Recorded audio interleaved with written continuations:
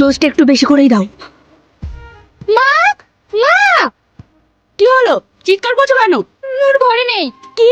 কোথায় গেল? রাহুল, রাহুল, কি হয়েছে? ওকে পাওয়া যাচ্ছে না।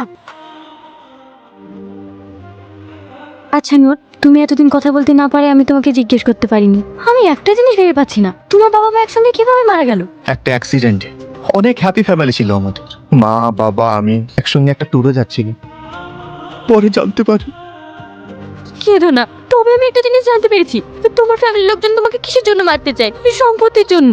হ্যাঁ আমি জানি, তবে আমার ভয় হয় কবে ওরা না আমি শেষ করে দেয়। ভয় পেও না, তোমার কিচ্ছু হবে না, তোমার সাথে সব সময় আমি আছি।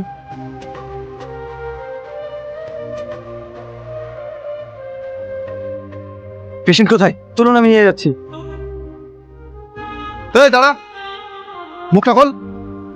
এই, তুই ওখানে কি করছিস? তাড়াতাড়ি এখানে আয়। আপনি এখানে? আমরা ভীষণ বিপদ আছি, ওর ফ্যামিলির লোক ওকে মারতে চায়, আপনি আমাদেরকে বাঁচান। ভাই, ওদের পাওয়া গেল? মামা, আমরা এখানে আসার আগে ওরা তার মানে আপনি? এই দাবার গুটির চালকই তো আমি।